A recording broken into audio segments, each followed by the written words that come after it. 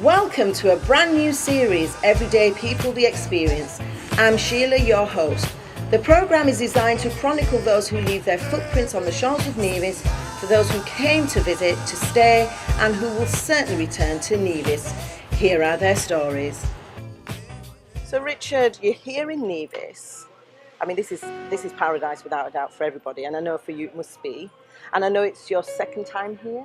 Oh Based gosh. on production, or you come regularly? Well, in terms of the festival, this is the second year of the festival, but this is my 10th visit. I think. 10th visit. I'm so embarrassed. That's all right. So it's like a second home to you. Yeah, then. very much so, especially by virtue of the fact that I'm here. People say to me, "Why did you come to Nevis? Or why did you choose Nevis to do this?" And I say, "Oh no, Nevis chose me." Well, that's interesting. Because I'm here because an old school friend of mine, John Yarwood, whose family has been here since, I don't know how many hundreds of years.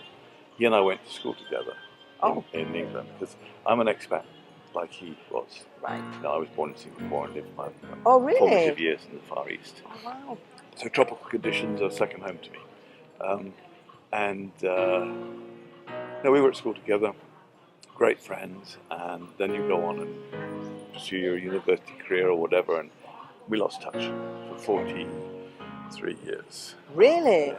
And did you find each other on Facebook like everybody else does? No, actually, no, it wasn't. One of my sons had come to St. Kitts with his girlfriend and phoned me, although they were backpacking around the Caribbean, phoned me up and said, "Oh, well, I'm in St. Kitts today." And I said, "Well, if you're in St. Kitts, I do believe I have an old friend on Nevis, and while you're there, please go and say hello." Wow. So I delivered his sort of Facebook research sort of thing, and tracked John down here at Owali, and then I contacted John and said, "Look, voice from the past with my sons in St. Kitts, can you come over and see you?" As it turned out, because of travel problems, he didn't come. Okay. But it got John and I back in contact, so I I said, "Well, the next time we have an opportunity to meet, let's do it." But that was actually a couple of years past before John comes each year to the UK for the travel thing, the World Travel Set, So we arranged to meet in London. It was like no time at all advance. Oh my goodness. Literally, it was like no time at all. But 43 years is a huge gap, and lots of different things have happened to forth with you. But wow. I knew John was in the hotel business because obviously I tracked him down. He had no idea what I was doing. Right. I'd been in the marketing, advertising, and PR business for a good proportion of my life, but then I had sold business and drifted, because I love music. Yeah. I play a bit. I drifted into the music business, where I'd done a lot of design and advertising and consultancy work for the music industry. I'd never actually worked in it. And then I turned what was a hobby into a profession, foolishly. Not foolishly. Oh no, it is brilliant. There's an old adage: how do you make £1 million in the music industry? Start with 10. So you're telling me about the music industry, that you got involved. Yeah, I from the peripheral, really, rather than actually being involved in the actual music itself. So John said, "What do you do?" And I said, "Well, I'm now managing artists in the blues field, and I have a record label, and I do occasional event promotions." And, John's a big blues fan, and he loves singing and playing guitar. Right. And I'm not quite sure he quite understood what he was suggesting when he said, "Oh, come and do a blues festival in Nevis. We don't have anything like that." Just like that. Just like that. Wow. So I invited us to come and stay here at Wiley. So myself and my wife came over and we drove around the island. We were looking for sites.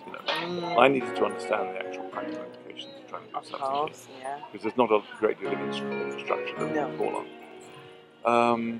And then we ended up finding a site on some land that John owns, which is right next to the hotel, which made a lot of sense because logistics are easy and so forth. And so we both looked at each other in the eye and said, "You want to do it? Okay. You want to do it? All right. We'll go for it." Gentleman's handshake. Yeah, we'll go for it. Okay. And to see if we can make it happen. And that was it. We just went for it. And in the space of about 4-6 months, had the whole thing organised and up. So was that your very first project, if you like? here. In terms of putting on a huge concert such Oh as no, this? no, no. I used to Outside do of the UK? Outside the UK. Oh Yeah. yes, absolutely. Yeah, very much so. Wow. And you know, I say to people, I would never, in a month of Sundays, or in my dreams, have gone. I tell you what, I know what I'm going to do. I'm going to go to a remote Caribbean island. I'm going to have a festival. You know, because we would just not contemplate it because of the distance and all the rest of it. But I mean, apart from being born in the Far East, my family moved to Grenada back in the 70s. So I used to go back and forth, and then I got to really know that end of the Grenadines. You know, not the Leeward Islands, the Windward Islands. Okay. So coming here, and I must say, I came here, and it was so reminiscent of where I lived in North Borneo. Really? In the 60s. In terms of comparison? Well, in terms of underdevelopment. Okay. In terms of the raw beauty. Quiet pace of life. Yeah. Not much traffic. You know, people unworried. Yeah. So it was very reminiscent of that in terms of the scale of underdevelopment. Yeah. That's the right word. Yeah. So I felt very much at home, and I must say, I've been to a lot of the Caribbean islands, and I don't wish to besmirch any of them, but I do find the people in Nevis the friendliest. I the think most so relaxed, too. I'd have to agree with you on that. We are very friendly people here. Super relaxed, yeah. and nothing's too much trouble. It's very easy going, and that I suppose was probably. And then I went and met the government and Mark Brantley, the Minister of Tourism, and various other people. And you know, the reception was so warm and enthusiastic. But that was what tipped the balance for me. Yeah. But up until that point, I was thinking, this could be a real nightmare. Yeah. A place I don't know, I don't live in, and you know, we had to bring in a lot of equipment. So, but it was that. It was the fact that okay, well, you know, if we do have a problem, we've got people we can call on. You know, that's what we do. Great. So tell me a bit more about the music, because obviously you've got a love for music and blues, which I find a little bit, because from the UK most people are into Mick Jagger, the Rolling Stones, David Bowie. Who came from the blues? Yes, so, but they kind of went in a different direction, didn't they? Of course. But you kind of tried to maintain that and bring that experience here for people to share that with people here. I mean, I wouldn't do anything, quite frankly, I probably wouldn't do anything other than a blues-based festival, because it's a music I understand and love. Yeah. And therefore I can curate it, you know, from a very personal point of view, and know what I'm doing. And any other music, I'd be a relative novice. But you know, music blues music is at the heart of all popular Western music. Apart from Celtic folk, but you know, there were two strands that came into popular music: the Celtic folk end, which is what you might call the white music, which then went into country and national and all the rest of it. And then there was music of black origin, which was blues. You know, and without blues, there would be no soul, no jazz, no rock and roll, no reggae. No reggae, exactly. Well, reggae, I suppose, evolved in its own entity here, but it evolved from. Simply, the slaves that were here originally then created their own music. So the idea of doing a blues festival here on an island that was originally a major sugar producer, and therefore the Brits, sadly, I hate the idea of slavery in any shape or form, but let's go back history in the 1600s. You know, the Brits were here with their slaves. Yes. This was a massive, I believe, the most successful sugar producer in the whole of the Caribbean, still on tiny island. So it just seemed appropriate to bring the blues here because it came from the same origins. You know, the blues was created in the cotton fields of the USA, the southern part of the USA, which, while it may be 2,000 miles away, this was kind of the cotton fields of the British Empire. Yes.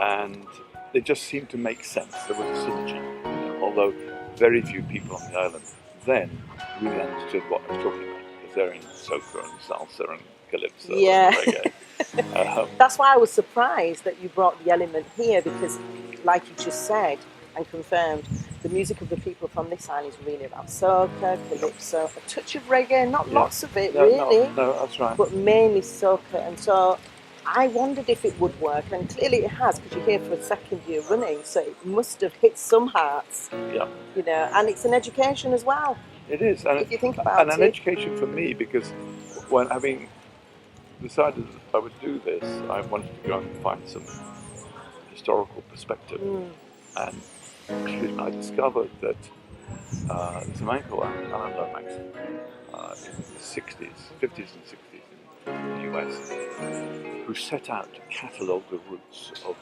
their indigenous music. And all his work, he went around with a little tape recorder and taped all these old guys, Mississippi, Missouri, Louisiana, and all his work is in the Library of Congress now. It's a very important reference. And I discovered that in the 60s he had come to St Kitts and Nevis and recorded the bands that were here at the time. Wow. The string and fife bands. Yes, right? yes. And if you listen to that, it's almost identical to the string and fife bands in North Mississippi. Wow. 2,000 Actually, you're miles right. away. Yes, you are right. You are right. And Yeah. they had no common reference point except for the fact that this marching string and fife bands in North Mississippi came about by the garrisons that were there pre-Civil War, you know, mostly British and French garrisons. And they got their influence here from the Brits, who had garrisons here, you know? And it's just uncanny how these two music cultures have evolved. Neither knows one another. Exactly. It's amazing, isn't it? And I took one of our stars here in Seagull up to a rum shack where the Sugar Hill String Band were playing. Oh, they're amazing, aren't they? All their homemade instruments. Yeah. Now, they've kind of Caribbeanized the string band thing, because there's a lot of kind of calypso based and soca sort of back beats, but nonetheless it's still from that origin, you know. And they started singing songs that you went, wait a minute, that's a blues song. You know, the origin of that is blues. I wonder if they've even realised that themselves. They That do it now. actually comes. Yeah, Oh, so they do right. now. Yeah, absolutely. Yeah. Yeah. So it's, and what we're finding is that, as is so often the case, not just here, anywhere in the world, you find, because blues has been, in a sense, so ingrained in popular music and ultimately taken for granted, you know, people don't necessarily identify it for what it is. You do find all over the place, oh, that's what you mean by blues. Oh, well, I like that. You know, Making the connection. because, you know, you mentioned the Rolling Stones earlier on. Yeah. The Rolling Stones got their music from the blues.